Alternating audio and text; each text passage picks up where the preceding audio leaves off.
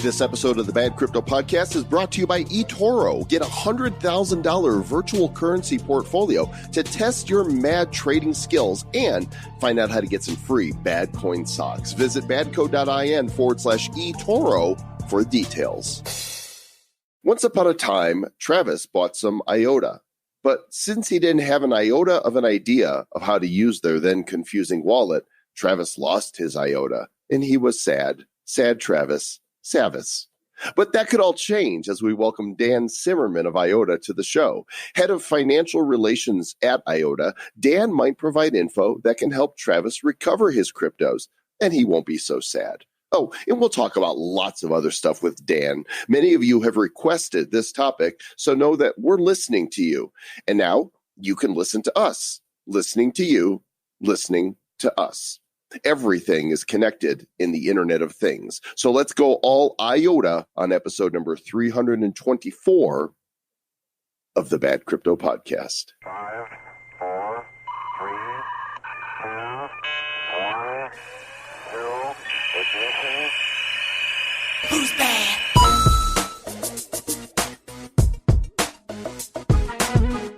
You're right, Mr. Joe Com.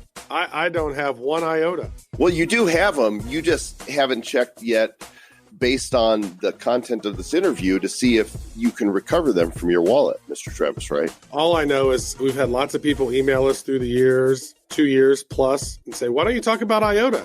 We've always been like, FIOTA. But we had a great conversation with this dude about IOTA now, so it's like maybe they don't suck as bad anymore. Well, you haven't tried yet, have you? Because I know, everybody's been traveling, and I don't know if you've had a chance. But let's talk about this after the interview. It'll make more sense to people. Want to give a shout out to our show sponsor, eToro. If you want to succeed in the crypto markets, well, it makes sense that you need the best trading app. eToro is a brilliant app that gives you access to the world's best cryptos, and it provides the smartest trading tools. It's easy to use and lightning fast. Trading fees are low, they're transparent, and if you want to try it out before you trade with real monies, they give you a $100,000 virtual trading feature. You can connect with over 11 million other eToro traders around the world. Go create an account. Go to badco.in/eToro now, and you still might be able to get yourself some Bad Coin socks. And Travis, we're about out of socks, but we have some Bad Crypto hats now. So if you don't get socks, you might get a hat instead, which is also super cool. Very cool. I mean, it's the kind of hat that you like, not the flat bill kind of hat that I like, but it's the cool sort of curved hat. And this looks better than the other one that you had created before. So pretty good. Bad Crypto. Yeah, eToro, you want to go to badco.in/eToro.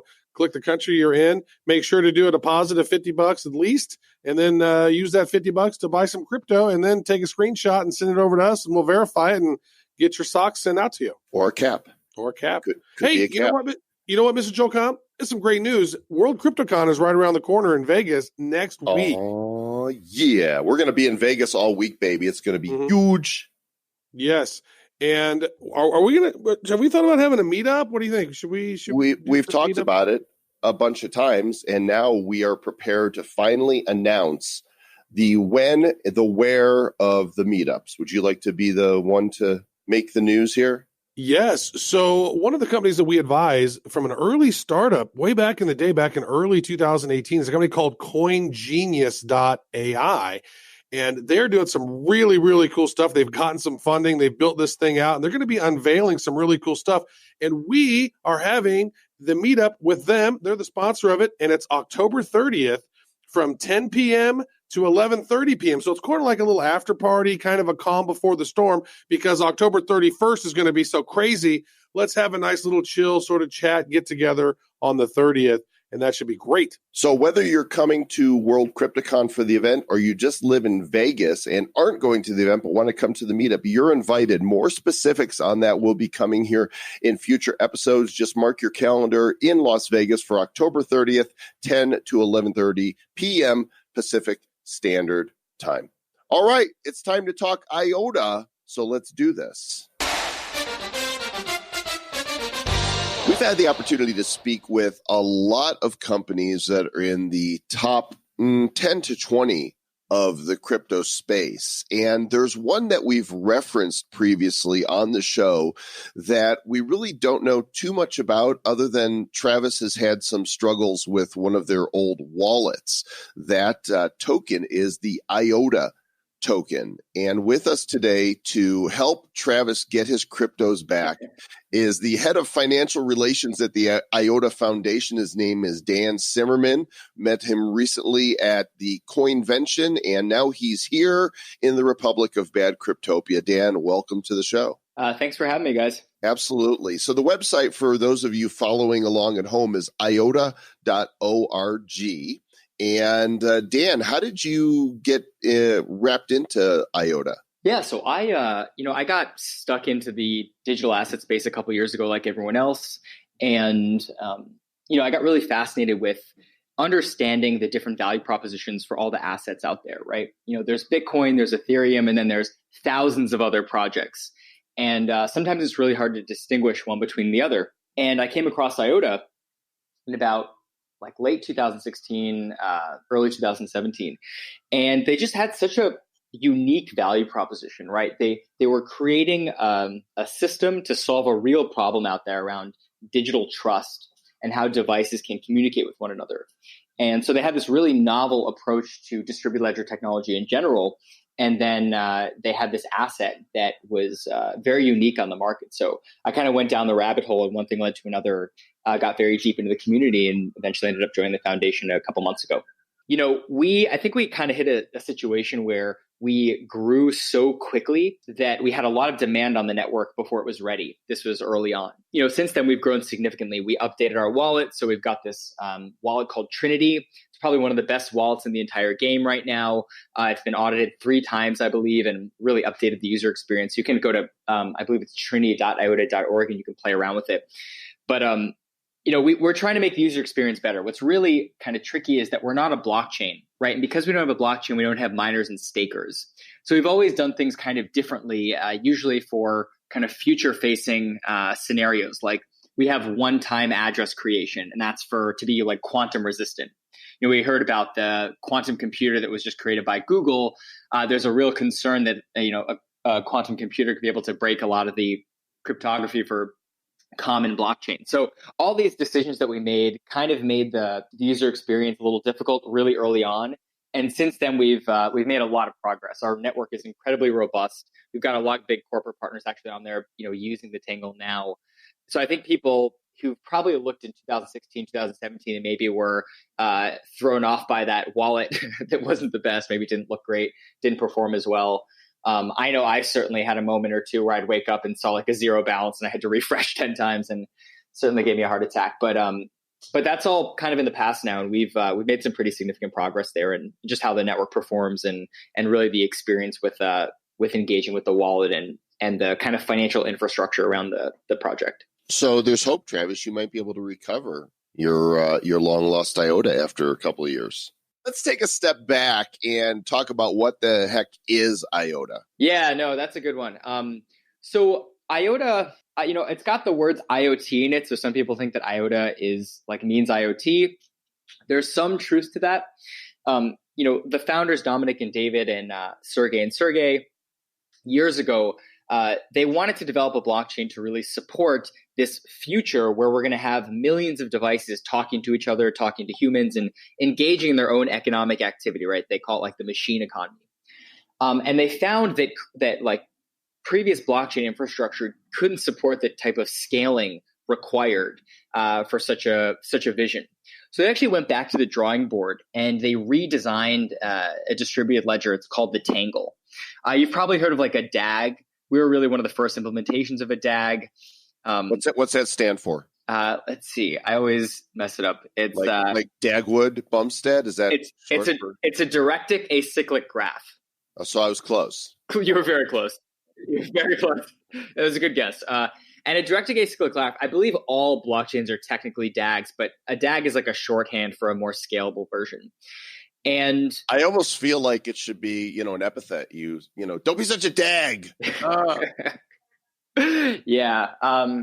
Anything that gets us into hot water, maybe we should stay away from. But yeah, for sure. So we So we designed this new system that makes distributed ledger technology incredibly more scalable, right? So with blockchains, you have these blocks, these fixed block sizes, and there's only a certain amount of data that can go in there before it gets congested. With a DAG, it actually scales proportional to the number of nodes on the network, theoretically. So when you've got a system with millions of devices that are talking to each other, you need something a little more scalable for that. So that's why that's kind of why IOTA came into existence. And then the other component is that because we have no stakers and no miners, we're actually feeless. And I'll get into why that's really kind of fascinating. We can talk about it a little bit later, but essentially, we're one of the only blockchains out there, I think maybe Nano is another example, where, if I send you a penny, you actually receive a penny. So, that's kind of revolutionary in and of itself. But the fact that it's the IOTA network is so closely tied to value transfer between humans and devices, or devices and devices, they often will want to engage in economic activity in a very different way than we will, right? We might want to spend $10 a month on Netflix. They might want to spend a fraction of a penny per API call. So you really have to have a system that's very robust that can support that. PayPal can't really do that, and most blockchains can't do that because the fee to send a transaction actually costs more than the value that some of these use cases would require. Okay, Dan, let me ask you this then. What companies or what industries or even personally, like what are the best, use cases for this, and who can benefit from IOTA the most? Yeah, so I think initially our target is a lot of the use cases around trust for devices, right? So IoT. So, Jaguar Land Rover recently announced that they are embedding IOTA wallets into these next generation cars, so that people can get paid to share data with each other and with Jaguar, right? That's a very cool use case, and they can actually get paid in IOTA tokens for that engagement, right? So it's a lot around taking data and really de-siloing it. So it's really, they say data is the new oil, and it's incredibly difficult to extract that data right now. It's difficult, it's expensive. So when you have a system like IOTA and you have all this data traveling on it, and it's free to send between parties, you start to unlock a lot of these different use cases. We just announced this autonomous marketplace where people can request the types of data and the types of activities that they want maybe a machine to do within a marketplace, within like a manufacturing plant, and then actually get that request and do it in an open, permissionless way. So, we've got a lot of corporate partners that we work with, and we've got, I don't think people realize that we've got one of the largest ecosystems out there of, developers building on us and engaging with us, probably after like Hyperledger and Ethereum. So we've got a lot of corporate use cases, but then we also, have this permissionless ecosystem where people are building and testing out new ideas, right? We've got a startup called Lidbot that's doing waste management using like sensors. So there's a lot of kind of like up and coming, pretty futuristic use cases around IOTA. Well, you're not alone in the space, right? We've previously had the folks from Hedera Hashgraph on. We've had the folks from Algorand on. And so, make the case for why IOTA even needs a token at all to accomplish this. Yeah, that's a great point. So this is kind of a counterintuitive thought, but let me take a step back. So I think there's this kind of faulty logic that's going on in this space right now. It goes something like, Bitcoin is a store of value, and I'm willing to pay a fee in order to send value. And then Ethereum came along, and they said, we're willing to spend a fee or pay a fee in order to send data and value. And now every one of the next generation protocols and a lot of our competitors are coming out and saying, we're the next internet, right? We're the trust layer for the internet. And if you give us a little bit of money, maybe in a KYC AML wallet, and it's going to be in our own token, every time you click on a link in this new internet, it's going to debit it from your account, right? I don't think that's very practical in its current implementation, and I don't think it's really scalable, right? So again, getting back to that idea that we're feeless. So you can run entire applications on IOTA without using the token, and the IOTA token is a really great value transfer mechanism. It's kind of like how when you think about like broadband networks, right? There's this spectrum. Spectrum is used. It's used for exchanging data, right, between big service providers, but it can also be speculated on. So it's kind of this really interesting like corollary, I think, to a lot of digital assets. But getting back to your point, when you have all these other big name protocols that are coming out now, like Algorand and Hashgraph, I think it's a really hard case to make that, going to a company and saying, hey, we want you to use our protocol, but oh, by the way, you have to hold this digital asset that it's not very clear what the regulatory guidelines are for it. But if you hold it in a wallet and then you engage in you build an application on us, then you can participate in our economy. And we think that doesn't really scale. We think that doesn't really make sense, especially if you're creating the trust layer for the internet. I think having this incentive mechanism like underneath, where you have this fluctuating token price, like with miners and stakers, it just doesn't make for a very realistic infrastructure. We think it kind of muddies the waters and it complicates things tremendously. So you work for the IOTA Foundation, correct? That's correct. So what is the differentiator between IOTA, the company, and then the foundation, and how do they interact? And maybe, I know you guys are based out of Germany, and is there a legal reason that you had to create that foundation, or just maybe explain the methodology behind that? Yeah, really good question. So we're only a nonprofit, so we have no company. And that makes us very different from a lot of our competitors. In fact, we think that it's kind of odd that a lot of distributed ledger technologies now are creating these ecosystems with for-profit companies, because it kind of begs the question: what's the point of the token, right? Like, you're buying into a for-profit tokens, ecosystem. Why not just hold Starbucks tokens or McDonald's tokens when they come about, right? And if you really believe in kind of the premises of Bitcoin and even Ethereum, then you really kind of want to look for a project that is open source, that is completely nonprofit, and is focusing on kind of like non-corporate business models. So that that's one of the reasons why. So we incorporate in Germany because Germany has very strict laws around governance and nonprofits, and we really wanted to do things by the books and be regulated so that we can expand and grow in a compliant way. We have the strictest laws. You will comply. I've only been there a couple times, but yeah, they're very. I think they're like, there's something about it's way more difficult to get a German nonprofit than like a Swiss. You see everyone getting like a Swiss nonprofit these days. I might be wrong here, but I think it's more difficult. Not that really means anything, but Germany is our home, and we're international. We've got 120 people around the world that work for the foundation. As I'm looking through the various verticals that IOTA has tapped into, the one that sticks out to me is e-health. How do you use it in the health space? What's the goal here? Yeah, so that's, interestingly enough, that's one that I'm not too familiar with. But what I can tell you is that, anything that has to do with data and, at least in Europe, it's like GDPR or HIPAA. You can take data and you can engage in different activities in very compliant ways. So that's probably would be like the basis for e-health, for example. So if you've got these devices, and this kind of gets back to this idea of IoT around like the security and privacy of these systems. It's one thing if you've got, like Equifax, and someone goes in and hacks the database and gets all of your social security numbers. We kind of forget about it tomorrow, but we know it's a terrible thing that all of our data is kind of floating around.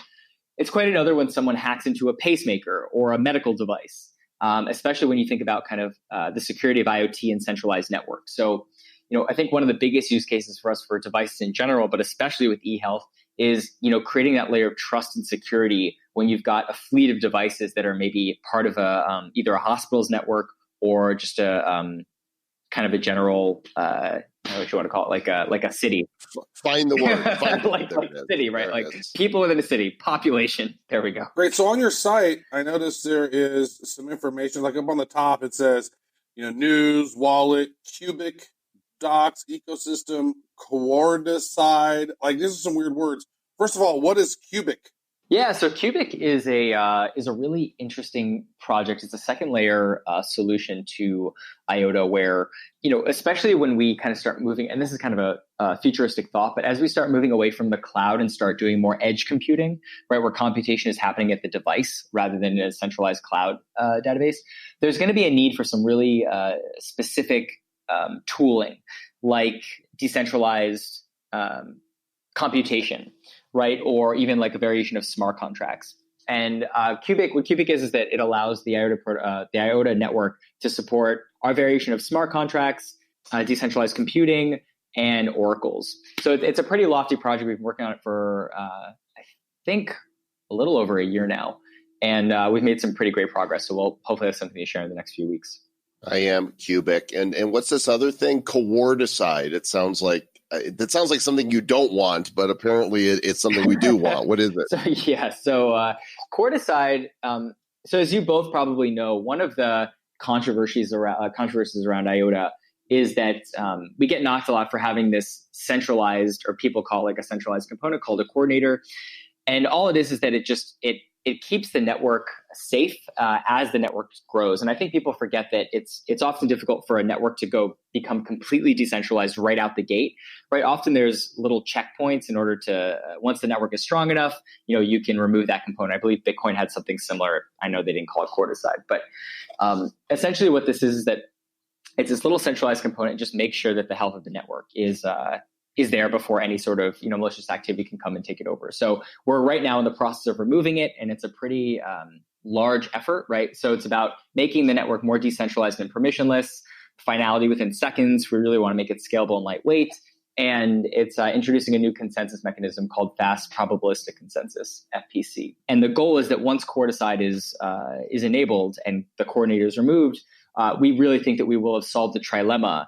I know that you probably had one or two guests that have claimed to do that, but we think that being feeless on top of solving the trilemma is really the goal there. Yeah, it's like an extra dilemma when you have a trilemma. I have a quad lemma because I lost so many IOTA.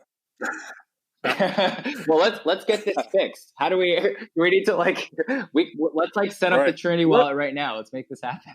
I actually just did it. By the way, I want to comment that you had us download it when we saw right. you, and I figured, all right, let's see how simple this is.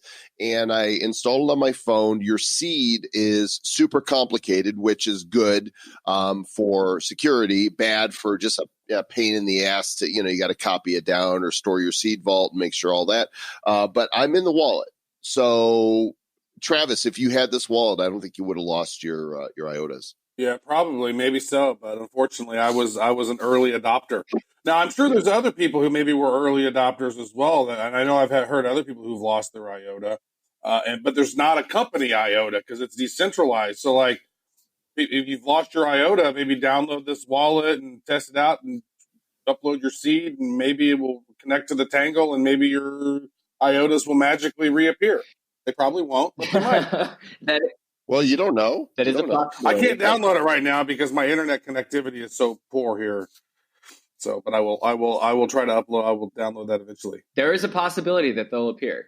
Okay, so you've come, a long way from where you are. Let's talk about the evolution of IOTA over the last year and where you think things are going to, head over the next year or two. Yeah, so like I said, we scaled up very quickly. We've got a nonprofit with over 100 people. I think we're at like 120 now. And really our focus right now is on standardization, right? I think that oftentimes a lot of our competitors think that all you have to do is just build a great technology that's open source. But you really have to get the buy-in of not only corporate partners, but also the community and the people. And so we're not only open source, but we're working with a standards body called OMG, Object Management Group, to really look at how to make IOTA a standard for IoT. And once you become a standard, it becomes easier for corporate partners, individuals, and even governments to start picking up the technology and having it under specific licenses that they can feel comfortable using, and even contributing to the code. So we've been part of that. We've been doing that process for a couple months now, and it's one of the most exciting things that I think people don't really realize. So we've got standardization. We also have got major adoption. We've got a lot of European partners that I know a lot of people in America don't know. Everyone's heard of the city of Austin. We recently just announced a partnership with Linux, the Linux Foundation. I don't know if it's called a partnership, but we're engaging with them. It's really just about kind of broader adoption and awareness and education. Like you said, IOTA has a long history.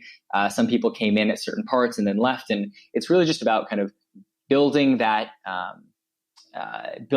broader knowledge base, that understanding, and then really building that financial infrastructure. That's really what I'm focusing a lot of my attention on, is that, I think that we just assume that because there are a lot of traders that, a corporate partner will go onto Binance and set up a wallet and like become a trader if they want to use the IOTA token for their application. Right. So we have to think a little more critically about that. Like, how are they going to engage versus maybe institutional investors versus traders versus corporate partners? And I think they all have different requirements. They all have different tools that they need. So really kind of making sure that we have those on-ramps and those off-ramps accessible to anyone that wants to engage in our ecosystem. Very cool. All right. So is there any other things that maybe you want our audience to know about IOTA before we wrap up? Yeah, no, I think we've made so much progress over the past couple of months. I just, take a crack at it again. I look at our wallet. I look at some of the recent documentation. We've had so many big announcements lately. It's actually hard to keep track of. But I think the biggest thing to keep an eye out for is Quarticide. We just released one of our simulations for fast probabilistic consensus and for auto peering. And we just have so much momentum right now. So we're really excited not only to continue building out our ecosystem with corporate partners, but also expanding our developer community and really making a bigger presence and a bigger splash in North America. We're such a Eurocentric project. We've been so for so long that now we're really starting to branch out, and you'll probably see and hear a lot more from us in the coming months in North America. And remember, kids, it's okay to Quarticide. That's it. It doesn't sound good, but it's fine. You can do that. Dan Simerman, IOTA Foundation. Thanks again for joining us. We appreciate it. Thank you for having me.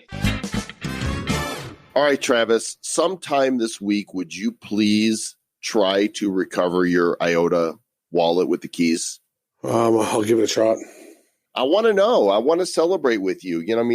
It's so rare that somebody loses something and then they find it again. And I would celebrate with you if you found your IOTA. I'm pretty sure I won't, but that's good. We'll try. You're so optimistic. You're Travamistic. Thank you. Supercalifragilistic X no iota docious. Mm-hmm. Yeah. Travis has no IOTA. He has no clue where it is.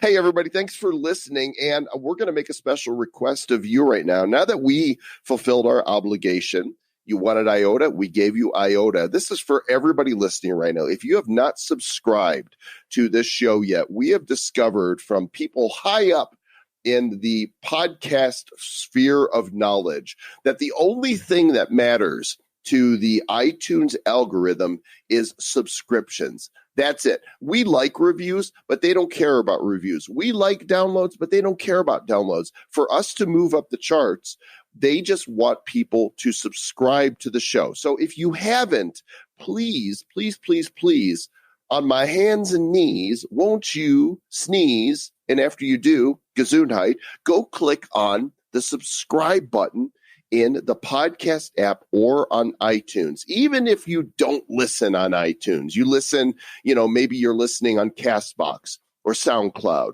or Google Play or Stitcher or Pandora or iHeartRadio or any of the other places that we might show up. You might be a Podbeaner for all we know. But if you would just take a moment to do us that kindness and go subscribe on iTunes, that would really help the show and bring more visibility to the Republic of Bad Cryptopia. That's true. And thank you so much. Again, as Mr. Joel Com said, subscribe. That's huge. Tell a friend. Let them know about the bad cryptos. And again, what do you need to do? What do you got to do? What do you got to do now? Well, evangelize somebody's phone, right? Just borrow their phone. Say, let me look at this. And while they're not looking, just subscribe. In fact, subscribe to as many people's devices as you can. Make that your mission this week, to borrow your friends and family members' phones and subscribe them to Bad Crypto, because that, my friends, will prove that you indeed know how to stay bad.